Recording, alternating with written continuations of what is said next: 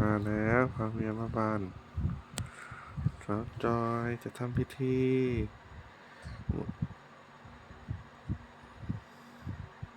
สาธุสาธุมื้อนี้เป็นวันดี วันจบวันงาม วันพระวันเจ้า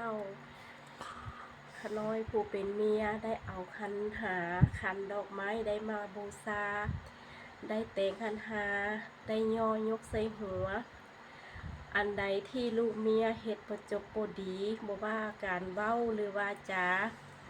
หรือทิมกระบูงไกลหน้าทิมกระตาไกลหลัง อันใดเฮ็ดให้ลูกให้ผัวเสียมกตกใจข้าน้อยผู้เป็นเมียก็ได้มาขอขมาลาโทษ ขอโหสิกรรมให้ข้าน้อยด้วยเถิด ขอให้ผู้เป็นผัวจงยกโทษ ขอให้ผู้เป็นเมียนี้ อันใดที่เมียเว้าบ่ดีเว้าบ่งาม อันใดที่ล่วงเกินผู้เป็นผัวมื้อนี้ก็ได้ย่อขันมาสมมาขออโหสิกรรมผู้เป็นเมียด้วยเถิดอย่าได้ให้มีเวรมีกรรมต่อกันอีกเลยขอให้ชีวิตคู่จงราบรื่นเฮ็ดอันใดก็ขอให้ประสบความสำเร็จ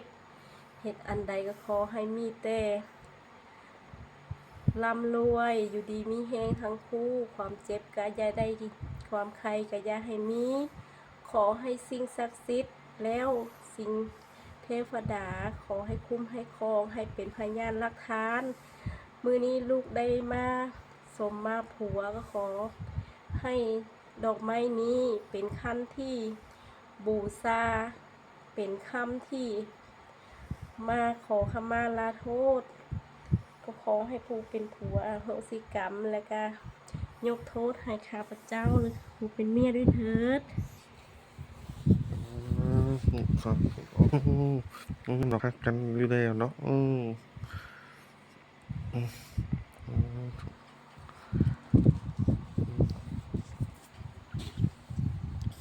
ตีนผัวกับบ่ได้น้ำเด้อครับมาแต่หน้ายังเป็นขี้ต้มอยู่แล้วเมียก็ยังกราบตีนผัวถูกหักกันโดนๆแล้วเฮา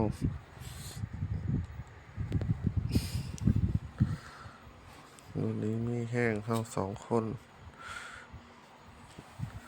ให้มากให้มีให้ยังไงขึ้นจะได้ไปซอยเหลือคนอื่นอีกได้หลายที่เขายังขาดแคลนหรือต้องการ